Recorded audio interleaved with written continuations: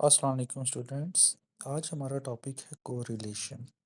इससे पहले हम रिग्रेशन तो पढ़ चुके हैं और रिग्रेशन से थोड़ा सा हटके होती है कोरिलेशन। रिग्रेशन में जैसे हमने पढ़ा था कि एक डिपेंडेंट वेरिएबल होता है और दूसरे इंडिपेंडेंट वेरिएबल्स होते हैं। तो उसके अंदर हमारे पास होता है कि कुछ वेरिएबल्स जो इंडिपेंडेंट है वो कॉज करते हैं और उसका इफेक्ट जो होता है वो डिपेंडेंट वेरिएबल्स होती हैं। जबकि कोरिलेशन के अंदर हम दो वेरिएबल्स के दरमियान रिलेशनशिप को देखते हैं। इसके अंदर आप ये नहीं कह सकते कि एक कॉज है और दूसरा इफेक्ट है। अब जो कोरिलेशन है ये सिर्फ दो वेरिएबल्स के दरमियान होती है। इसको भी हम अगर हम बात करते हैं स्टैटिस्टिकल टूल, तो हम इसको एक्सेल पे भी कर सकते हैं या फिर जैसे हमने यूज़ किया स्टैटा है, एसपीएसएस है, उस पे भी कर सकते हैं।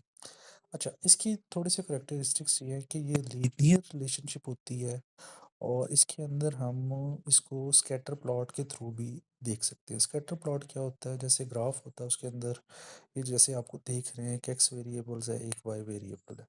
तो इनके दरमियान जो रिलेशनशिप है एक्स एंड वाई वेरिएबल के दरमियान, इसको देखना कि ये क्या रिलेशनशिप है, ये हमें कोरिलेशन बताती है। अच्छा, अब अगर हम इसकी आउटपुट की बात करते हैं तो जो कोरिलेशन होती है इसकी वैल्यू जो है वो -1 से लेके +1 तक आती है। -1 जो है इसका मतलब होता है कि स्ट्रॉन्ग नेगेटिव कोरिलेशन है या इनवर्स रिलेशनशिप है। इनवर्स रिलेशनशिप क्या होती है कि जब एक इंक्रीज हो रहा है तो दूसरा डिक्रीज हो रहा है। जबकि अगर वैल्यू ज़ीरो आए तो इसका मतलब है कि कोई रिलेशनशिप एक्सिस्ट नहीं करता। और अगर रिलेशनशिप के अंदर जो वैल्यू है वो +1 आए तो इसका क्या मतलब होता है कि स्ट्रॉन्ग कोरिलेशन है और वो पॉजिटिव कोरिलेशन है, मीन्स के सेम डायरेक्शन में है। एक के इंक्रीज होने से दूसरा इंक्रीज हो रहा है, एक के डिक्रीज होने से दूसरा डिक्रीज हो रहा है। अच्छा, अगर ये वैल्यूज जो है ये मतलब -1 0 या 1 नहीं आती, ये इस तरह से भी आ सकती है -0.7 -0.5।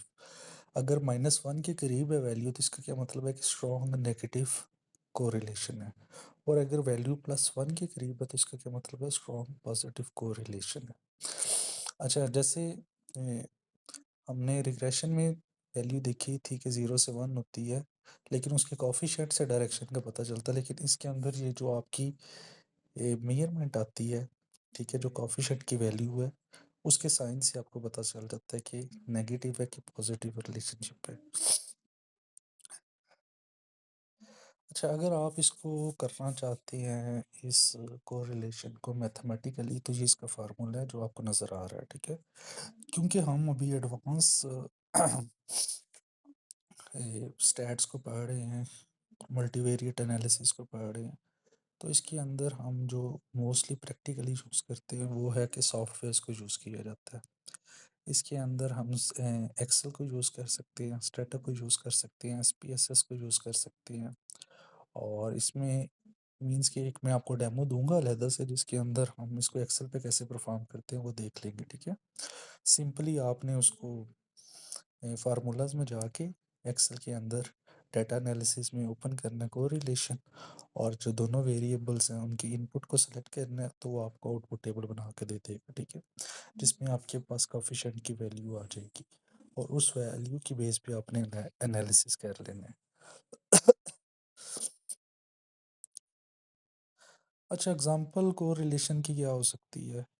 जैसे दो वेरिएबल्स हैं अगर हमारे पास, एक है डिमांड और एक है प्राइस, इनके दरमियान क्या रिलेशनशिप एग्जिस्ट करता है, ये हम दोनों वेरिएबल्स के दरमियान जो रिलेशनशिप है उसको देख सकते हैं कोरिलेशन से। अच्छा, जब हम रिसर्च करते हैं तो हमारे पास मल्टीपल वेरिएबल्स होते हैं, लेकिन अगर हम सेपरेटली देखना चाहते हैं कि कौन से दो वेरिएबल्स के दरमियान क्या रिलेशनशिप है तो उसके लिए हम कोरिलेशन टेबल भी एक बना लेते हैं। और मोस्टली जब भी रिसर्च की जाती है, चाहे रिग्रेशन एडवांस स्टेज पे लगाया जाए, तो फर्स्ट स्टेज पे ज़रूरी है, या ज़रूरी तो नहीं आप कह सकते, लेकिन मोस्टली लोग जो है कोरिलेशन को भी पहले लगाते हैं और देख लेते हैं कि हर वेरिएबल की एक दूसरे वेरिएबल के साथ क्या रिलेशनशिप बनती है। जैसे कि अभी आपको इसके अंदर वो एग्जांपल बता रहा है कि जो आपका एस एंड पी का 500 इंडेक्स है उसका और एप्पल के जो स्टॉक्स है उनका आपस में क्या रिलेशनशिप बनता है। सो इस तरह से अगर हमारे पास दो वेरिएबल्स हों तो उनको देखने के लिए हम क्या कर सकते हैं, कोरिलेशन को यूज़ कर सकते हैं। Thank you.